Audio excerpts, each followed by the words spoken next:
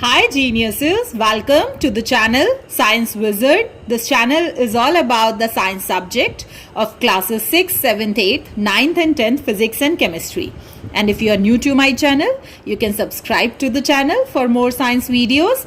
And if you like the explanation, then please press the like button and share it with your friends, family and classmates. So the topic which we are going to discuss today is chapter 7 of class 7 acid basis and salt. और मैं इस chapter पे already एक video बना चुकी हूँ जिसमें मैंने एसिड की प्रॉपर्टीज़, बेस की प्रॉपर्टीज़, अल्कलीज क्या होते हैं, why the salt is neutral, acidic और बेसिक, ये सारी चीज़ें ऑलरेडी डिस्कस की जा चुकी हैं। और इस वीडियो में हम डिस्कस करने वाले हैं कि if you are given a solution, so how you are going to detect whether the solution is acidic, basic और neutral. Okay, so let's start the topic. Chemical compounds can be divided into three broad categories, that is acid, bases and salt. तो किसी भी chemical compound को आप acid की category में डाल सकते हैं if it tastes sour, base की कैटेगरी में डाल सकते हैं if it tastes bitter, और salt की कैटेगरी में डाल सकते हैं if it shows the neutral properties. Okay, ना ही वो एसिडिक प्रॉपर्टी शो कर रहा है ना ही बेसिक प्रॉपर्टी, तो वो सॉल्ट की कैटेगरी में आ जाएगा। अब आपके सामने 3-4 सॉल्यूशंस रखे हुए हैं और आपसे पूछा जाता है कि सारे के सारे ट्रांसपेरेंट हैं, बिल्कुल वाटर की तरह दिख रहे हैं, ठीक है। और अगर आपसे ये पूछा जाता है कि इसमें से कौन सा सॉल्यूशन जो है वो एसिडिक है, कौन सा बेसिक है और कौन सा सॉल्ट है, सो जनरली कुछ एसिड्स जो हैं वो वीक हैं, जैसे कि आप नींबू खा के बता सकते हैं टेस्ट करके, ठीक है, आप कर्ड खा के बता सकते हैं टेस्ट करके। बट जो स्ट्रॉन्ग एसिड हैं like hydrochloric acid, nitric acid, वो तो आपकी स्किन जला देंगे। तो अगर आप उसको टेस्ट करते हैं तो आपकी तो टंग जल जाएगी। सो इसका मतलब क्या है कि हर एसिड को टेस्ट करके पता नहीं किया जा सकता है, ठीक है। तो there must be a different methods to test whether the solution is acidic, basic और न्यूट्रल। सो उसके लिए हम लोग जो यूज करते हैं that is the acid base indicators, ठीक है। इंडिकेटर्स क्या होते हैं? इंडिकेटर्स का मतलब कि जो एसिड में जाएंगे तो अलग कलर में चेंज होंगे, बेस में जाएंगे तो अलग कलर में चेंज होंगे, और न्यूट्रल सॉल्यूशन में जाएंगे तो अलग कलर में चेंज होंगे। सो उसके हिसाब से हम पता कर सकते हैं whether the substance is acidic, basic और salty, okay, neutral in test. So सबसे पहला जो नेचुरल इंडिकेटर है, ठीक है, इसको नेचुरल इंडिकेटर क्यों बोलते हैं? क्योंकि ये जो लिचन है, ठीक है, लिचन जो होता है वो आपने फर्स्ट चैप्टर में पढ़ा था। Lichen is the combination of the fungi and algae which shows the symbiosis relationship. Okay, so जो लिटमस है वो नेचुरल इंडिकेटर कंसीडर किया जाता है क्योंकि वो लिचन से डिराइव होता है, ऑब्टेन किया जाता है। एंड ये ज्यादातर ये लिटमस पेपर ही यूज किया जाता है to test whether the substances, whether the solution is acidic और बेसिक। ओके, तो इंपॉर्टेंट है कि आपको ये याद होना चाहिए कि ये लिटमस पेपर किस सॉल्यूशन में किस कलर का चेंज होगा। then only you are going to identify whether the solution is acidic, basic or neutral. Okay, so the first thing which you have to keep in mind कि वो litmus paper जो है वो purple colour का होगा in the distilled water। तो water जो होता है वो कैसा होता है? एसिडिक, बेसिक और न्यूट्रल। हमने पढ़ा था ना, न्यूट्रल होता है, ठीक है। सो इसका मतलब कि अगर कोई भी सॉल्यूशन न्यूट्रल है, ना ही वो एसिडिक है ना ही बेसिक है, तो वहां लिटमस पेपर का जो कलर है वो पर्पल ही रहेगा, ठीक है। जैसे ही आप उस लिटमस पेपर को एसिडिक सॉल्यूशन में डालेंगे तो वो लिटमस पेपर रेड कलर का चेंज हो जाएगा, और जैसे ही आप उसको बेसिक सॉल्यूशन में डालेंगे तो वो ब्लू कलर का चेंज हो जाएगा। आप अपने स्कूल के लैब में जब चेक करेंगे, केमिस्ट्री लैब में, तो वहां पे 2 तरह के लिटमस पेपर मिल जाएंगे आपको, एक ब्लू कलर का मिलेगा, एक रेड कलर का मिलेगा। ओके, सो जो ब्लू वाला है वो यूज होता है to test the acid solutions, और जो रेड वाला है वो यूज होता है to test the basic solutions. Okay, so acid में जो ब्लू लिटमस पेपर है वो रेड में चेंज हो जाएगा, और अगर बेस है तो ये रेड वाला लिटमस पेपर जो है वो ब्लू में चेंज हो जाएगा। So like this you can differentiate whether the substances और whether the solution is acidic, basic और neutral. If we don't have the litmus paper at our home, so how we are going to identify whether the substance is acidic or basic or neutral? So हमारे पास कुछ natural indicators भी हैं हमारे घर में जिनसे कि हम टेस्ट कर सकते हैं, और ये एक्सपेरिमेंट आप जरूर करके देखिएगा अपने घर पे। So the first natural indicator which is available at our home is the turmeric powder। Turmeric का मतलब होता है हल्दी, ठीक है। हल्दी पाउडर जो होता है वो आपको इंडिकेट कर देगा whether the substance is acidic, basic और न्यूट्रल। ओके, सो पहले क्या करना है, you have to take the turmeric powder and you have to add some rubbing alcohol from the lab and you have to prepare the mixture of it, और उसको settle होने दीजिए जब तक कि जो अल्कोहल है वो ब्राइट येलो कलर का नहीं हो जाएगा। अल्कोहल ब्राइट येलो कलर का कैसे हो जाएगा, ठीक है, अल्कोहल जो है वो जनरली ट्रांसपेरेंट होता है, तो जब आप उसमें हल्दी डालेंगे तो हल्दी येलो कलर की होती है, तो वो सॉल्यूशन ब्राइट येलो कलर का हो जाएगा। Now your indicator is ready, ठीक है। अब आपको क्या करना है, you have to use a dropper to transfer the drop of indicator to the antacids dissolved in the water. So अगर आपके पास रबिंग अल्कोहल ना भी हो तो मैं आपको बताती हूँ आप इसको कैसे कर सकते हैं घर पे। What you have to take, basically आपके घर में हल्दी लो, उसको पानी में मिक्स करो, ठीक है, और उसको पानी में मिक्स करने के बाद थोड़ी देर छोड़ दो, और उसके बाद कोई भी व्हाइट कपड़ा लो आप, जो भी आपके घर में खराब कपड़ा हो, और उसके ऊपर वो हल्दी लगा के छोड़ दो थोड़ी देर, ठीक है, तो वहाँ पे आपको हल्दी का स्टेन दिखेगा ईजिली। अब आपको क्या करना है, you have to wash it, ठीक है, तो in order to wash it you have to use the soap. आप कोई ना कोई सोप या सर्फ यूज करते होंगे, तो जब भी आप पानी डाल के उस पर सर्फ या सोप लगाएंगे तो you can see that the turmeric जो कि येलो कलर की थी, ठीक है, वो स्टेन जो येलो कलर का था वो सडनली रेड में चेंज हो जाएगा। Why does it so, because कि जो भी आपके घर में सोप्स यूज होते हैं या जो भी वॉशिंग पाउडर यूज होते हैं, ठीक है, they all are formed from the base, ठीक है, वो सब बेस से बनते हैं। And the commonly base which is used to form the surf powders and the soap is the sodium hydroxide NaOH, ठीक है। So इसका मतलब कि अगर साबुन में बेस है, ठीक है, और साबुन के या सोप के कांटेक्ट में आते ही जो हल्दी है वो रेड हो जाती है, so this means that कि जो टर्मरिक है वो बेस में रेड में चेंज हो जाती है।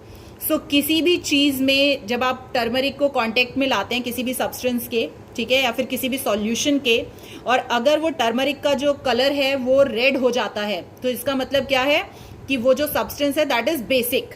सो टर्मरिक जो है वो रेड में हो जाती है बेसिक सॉल्यूशन में, और अगर एसिड में डालेंगे आप तो वो येलो ही रहेगी। अब इसके लिए आपको क्या करना है, आपको वो सोप लगाया ना आपने, तो आपका वो जो हल्दी वाला स्पॉट था वो रेड हो गया, ठीक है। अब उस पे क्या करो, you have to squeeze the few drops of lemon, ठीक है, या फिर उसके ऊपर लेमन हाफ कट करके उसको रब करो। तो जब आप रब करोगे तो आप ये नोटिस करोगे कि वो जो स्पॉट रेड हुआ था सोप लगाने से वो वापस से येलो हो जाएगा, ठीक है। ऐसा क्यों हुआ कि लेमन जो होता है उसमें साइट्रिक एसिड होता है, ठीक है, और जो सोप है उसमें बेस है, तो जब भी एसिड और बेस एक दूसरे के संग कंबाइन करेंगे तो दे न्यूट्रलाइज देमसेल्व्स, ओके। सो यहाँ पर क्या होगा कि जो टर्मरिक है वो एसिड के केस में येलो ही रहता है और बेस के केस में it turns into red. So by using the turmeric, which is the natural indicator at your home, you can easily identify whether any substance which is at your home is the acidic or basic. Second is the China rose petals, ठीक है। China rose petals में आपको क्या करना है, first you have to take some warm water in a beaker, then put the China rose petals, ठीक है, और उसको थोड़ी देर के लिए छोड़ दीजिए आप जब तक कि वाटर जो है वो कलर्ड नहीं हो जाता। फिर उसके बाद you have to filter that, उसमें से जितने भी रोज पेटल्स हैं just remove them, your indicator is ready.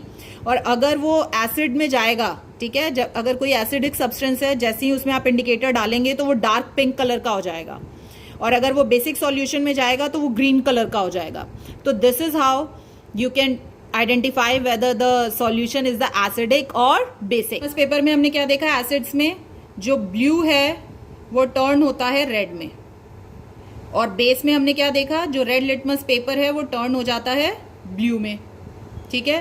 Turmeric में हमने क्या देखा कि टर्मरिक जब बेस के कांटेक्ट में आता है, सोप के कांटेक्ट में, तो वो रेड हो जाता है, और जब एसिड के कांटेक्ट में आता है तो वो अपना कलर चेंज नहीं करता, वो येलो ही रहता है। चाइना रोज पेटल के केस में हमने क्या देखा, एसिड में वो डार्क पिंक कलर का हो जाता है और बेस में वो ग्रीन कलर का हो जाता है। सो like this you can make the table, जिससे कि आप इजिली याद रख सकते हैं। और यहाँ पे ये तीनों इंडिकेटर्स में कॉमन चीज क्या है, they all three are the natural indicators, ठीक है। ये नेचुरल इंडिकेटर्स हैं जो कि आपको नेचर से डिराइव कर सकते हैं आप, ठीक है, जो कि प्लांट्स से मिल जाते हैं बेसिकली आपको। Now the next we are going to discuss the inorganic indicators जो कि लैब में फॉर्म किए जाते हैं। कि बुक में जो इट्स अ फैक्ट है, this is very very important, ये आपको बहुत अच्छे से याद रखना है, मिथाइल ऑरेंज एंड फिनोप्थिलीन, ठीक है, they are not considered as a natural indicator, they are the inorganic indicators. जो मिथाइल ऑरेंज होता है वो रेड हो जाता है एसिड में, येलो हो जाता है बेसिक में, और फिनोप्थिलीन जो है वो कलरलेस रहता है एसिडिक सॉल्यूशन में और पिंक हो जाता है इनटू द बेसिक सॉल्यूशन। तो like this you can make the table, और इस ढंग से आप इसको इजीली याद रख सकते हैं। If you want you can take the screenshot of this, और पेपर के एक दिन पहले आप इसको पढ़ के जा सकते हैं, तो आपको इजीली याद रहेंगी चीजें।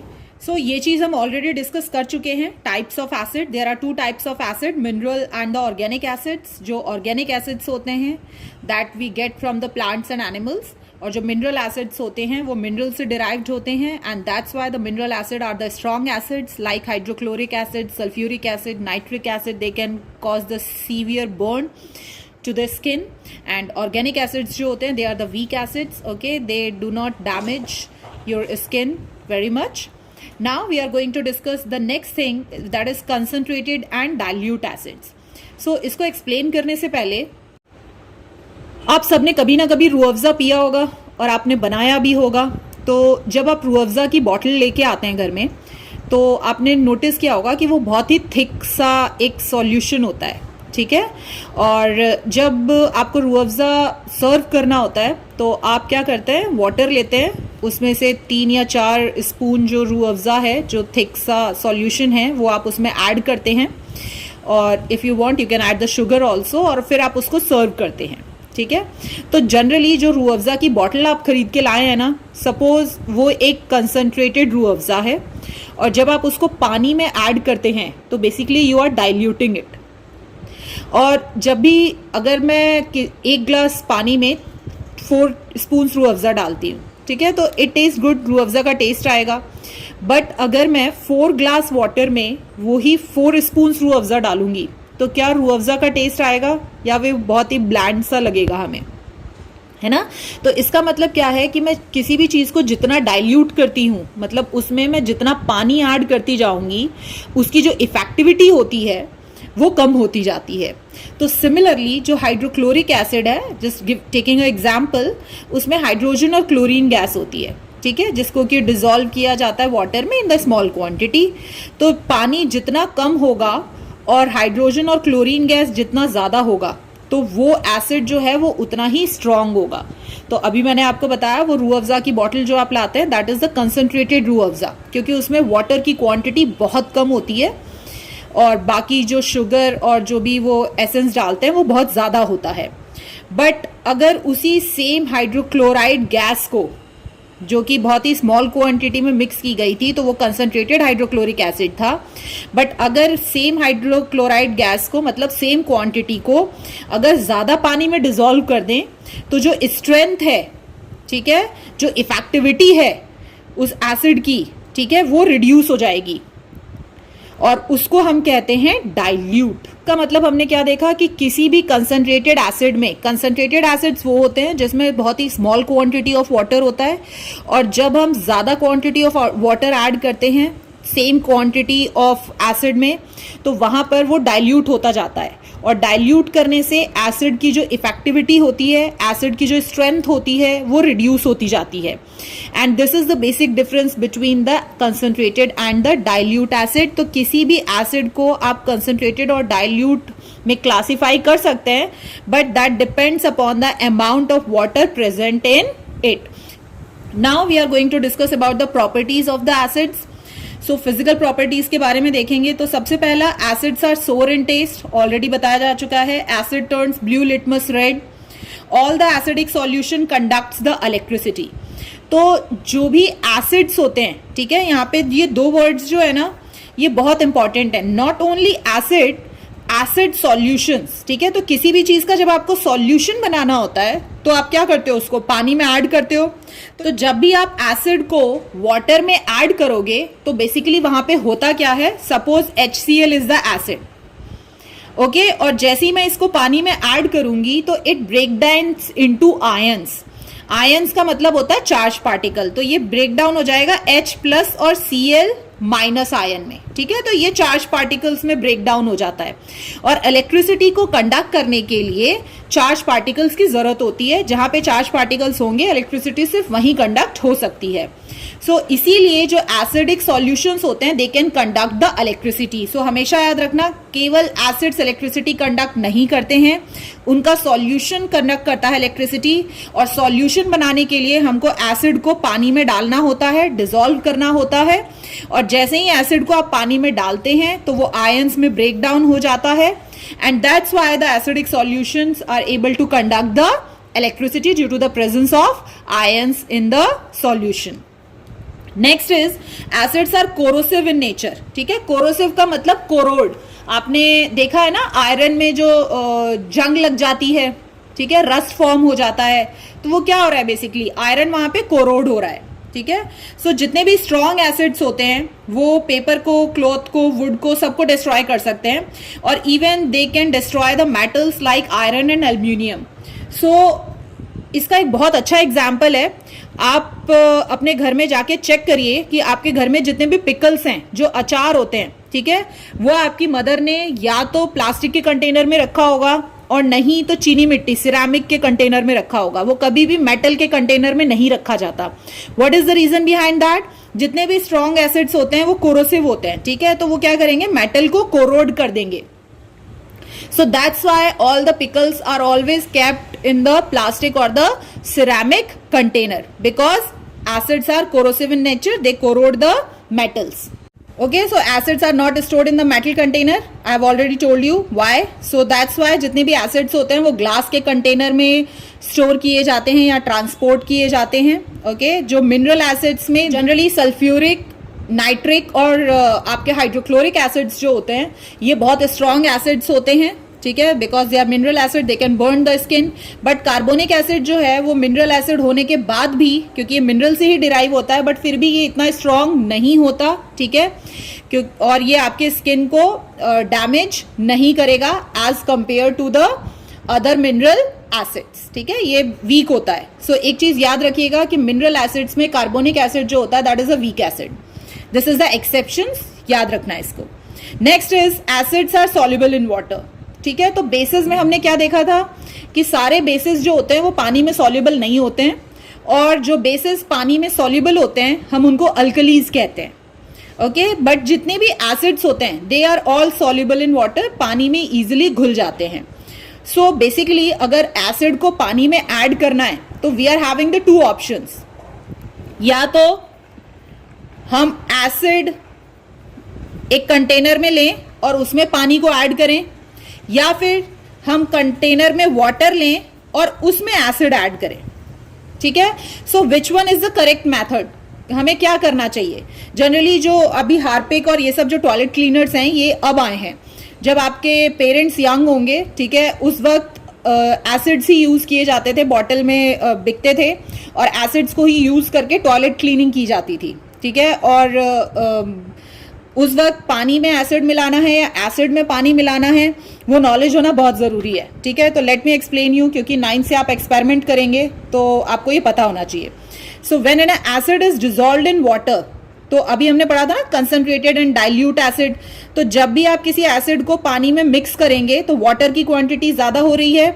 सो इसका मतलब आप उसको क्या कर रहे हैं, डाइल्यूट कर रहे हैं, एसिड का डाइल्यूट सॉल्यूशन बना रहे हैं। और जब भी पानी में एसिड को ऐड करते हैं, ठीक है, तो हमेशा याद रखना हीट बाहर निकलती है।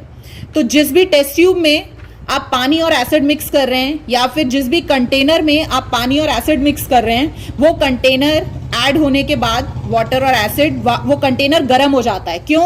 क्योंकि वहां पे बहुत, ये जो रिएक्शन है इसमें बहुत सारी हीट बाहर आती है और ऐसे रिएक्शंस को हम एक्सोथर्मिक रिएक्शंस कहते हैं, ठीक है।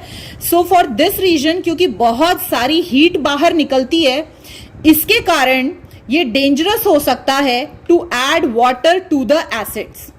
ओके, अब ऐसा क्यों है? सो सपोज करो मैंने एक कंटेनर लिया है और उसमें मैंने बहुत सारा एसिड भर लिया, ठीक है, यहाँ पे एसिड है, and now I am adding water into it. तो अभी हमने क्या पढ़ा कि जब भी एसिड और वाटर एक दूसरे के संग मिक्स होते हैं तो हीट निकलती है, ठीक है। तो यहां पर क्या है, एसिड का क्वांटिटी बहुत ज्यादा है और वाटर हम कम ऐड कर रहे हैं, तो जैसे ही पानी इसके कांटेक्ट में आएगा तो बहुत सारी हीट बाहर निकलेगी, और उस हीट जब वो बाहर निकलेगी तो वहां पर क्या होगा, उसके साथ हीट के साथ बहुत सारा जो एसिड है वो स्प्लैश होके आपके ऊपर आ जाएगा, ठीक है, and that can cause the severe burning. So दूसरा तरीका क्या था कि एक कंटेनर लें, इसमें हम क्या करते हैं, वाटर ले लेते हैं और हम थोड़ा सा एसिड ऐड करेंगे। तो जब आप पानी में थोड़ा सा एसिड ऐड करेंगे धीरे धीरे करके, तो वहां पर क्या होगा, क्योंकि जो वाटर है यहां पे भी हीट रिलीज होगी, क्योंकि किसी में भी किसी को ऐड करें हीट तो रिलीज होनी ही है जब भी एसिड और पानी मिलेंगे तो, बट यहां पर जो हीट रिलीज होगी वो वाटर के द्वारा एब्जॉर्ब हो जाएगी, ठीक है। वाटर आपने रूम टेम्परेचर पे लिया था, तो जब हीट रिलीज होगी तो उसके कारण क्या है, जो वाटर मॉलिक्यूल्स हैं वो हीट अप हो जाएंगे, ठीक है। तो यहां पानी गर्म हो जाएगा, कंटेनर गर्म हो जाएगा, और क्योंकि एसिड की क्वांटिटी बहुत कम है तो वो हीट इसी में कंज्यूम हो जाएगी और आपके ऊपर वाटर स्प्लैश नहीं होगा। So that's why it is very very important, you have to add acid in water, not water in acid, due to the release of the excess heat। अगर हम एसिड में वाटर मिलाएंगे तो acid splash होगा और skin burn करेगा, but अगर हम वाटर में एसिड मिलाते हैं तो वाटर क्या करेगा, उस हीट को एब्जॉर्ब कर लेगा, वाटर गर्म हो जाएगा बट वहां पे कोई स्प्लैश नहीं होगा, and that is not going to burn the skin. So ये क्वेश्चन बहुत इंपॉर्टेंट है और ये डेली लाइफ से रिलेटेड है, तो आपको हमेशा याद रखना है कि पानी में एसिड मिलाना है, okay. Next we are going to discuss is reactions with metal. So यहाँ पे किसका रिएक्शन डिस्कस कर रहे हैं, यहां पर हम डिस्कस करेंगे कि क्या होता है जब मेटल रिएक्ट करता है with the acids.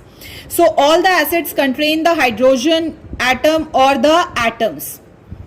So as you can see I have written few acids. So ये पहले के जो तीन हैं they are the mineral acids, और ये वाला जो है this is the weak acid, organic acid, ये एसिटिक एसिड बोलते हैं, और इसका दूसरा कॉमन नेम है विनेगर, सिरका, जो कि घर में यूज होता है, ठीक है। तो पहला एसिड है हाइड्रोक्लोरिक एसिड HCl, दूसरा है सल्फ्यूरिक एसिड H2SO4, तीसरा है nitric acid HNO3 and acetic acid CH3C double bond OH। तो इन सब में हमने क्या देखा कि जितने भी एसिड्स होते हैं they have one thing in common, that is hydrogen atom और हाइड्रोजन एटम्स, ठीक है। सो इसमें देखेंगे तो सिर्फ एक ही हाइड्रोजन है तो हाइड्रोजन एटम है, इसमें देखेंगे तो दो हाइड्रोजन है तो हाइड्रोजन एटम्स हो गए, इसमें सिर्फ एक ही हाइड्रोजन है तो हाइड्रोजन एटम हो गया। सो इस ढंग से जितने भी एसिड्स होते हैं they all have either the hydrogen atom और द हाइड्रोजन एटम्स। सो जब भी डाइल्यूट एसिड्स रिएक्ट करते हैं मेटल्स के साथ, ठीक है, तो वो फॉर्म करते हैं salt and hydrogen gas release होती है, फॉर्म होती है, and the metal replaces the hydrogen of the acid to form the salt, and this is very important। मैं एक्सप्लेन करती हूँ आपको। अभी हमने देखा कि जब भी कोई एसिड मेटल के संग रिएक्ट करता है तो सॉल्ट बनाता है और हाइड्रोजन गैस रिलीज होती है, ठीक है। तो यहाँ पे एक एसिड लिया है हमने, हाइड्रोक्लोरिक एसिड, मैग्नीशियम जो है Mg means magnesium, and this is a metal, okay. और जब भी कोई एसिड मेटल के संग रिएक्ट करता है तो क्या बनता है, सॉल्ट, और this is the hydrogen gas, ठीक है। तो जब भी ये रिएक्शन होती है तो कैसे होती है, देखो यहाँ पे HCl है, ठीक है, और यहाँ पे Mg है, तो हो क्या रहा है बेसिकली, Mg जो है वो H की जगह पर आ रहा है, ठीक है, और H को यहां से रिमूव किया जा रहा है। सो इसका मतलब मैग्नीशियम हाइड्रोक्लोरिक एसिड में से हाइड्रोजन को रिमूव कर देता है और उसकी जगह पर आके सॉल्ट बना लेता है और हाइड्रोजन बाहर निकल जाता है। तो इस रिएक्शन में मेटल डिस्प्लेस करता है हाइड्रोजन को, ठीक है, उसके एसिड से, और सॉल्ट फॉर्म करता है। सो अब किसी को डिस्प्लेस करना है, सपोज कि देयर इज अ फाइटिंग, ठीक है, आपकी क्लास में दो बच्चे हैं और वो फाइट कर रहे हैं, ठीक है, और दोनों एक दूसरे को पुश कर रहे हैं, तो इन दैट केस कौन किसको पुश कर पाएगा, जो ज्यादा स्ट्रांग है वही वीक को पुश कर पाएगा, वीक वाला तो स्ट्रांग बच्चे को नहीं पुश कर पाएगा। सो इसका मतलब अगर मैग्नीशियम हाइड्रोजन को रिमूव कर देता है एसिड में से, तो दिस मीन्स दैट कि जो मैग्नीशियम है is more reactive than hydrogen. ये वेरी वेरी इंपॉर्टेंट है, ठीक है। इस रिएक्शन में क्या है, क्योंकि जो मेटल्स होते हैं वो ज्यादा रिएक्टिव होते हैं हाइड्रोजन से, सो ज्यादातर मेटल्स जो होते हैं वो हाइड्रोजन को डिस्प्लेस कर देते हैं उनके एसिड से और सॉल्ट बनाते हैं और हाइड्रोजन गैस रिलीज होती है।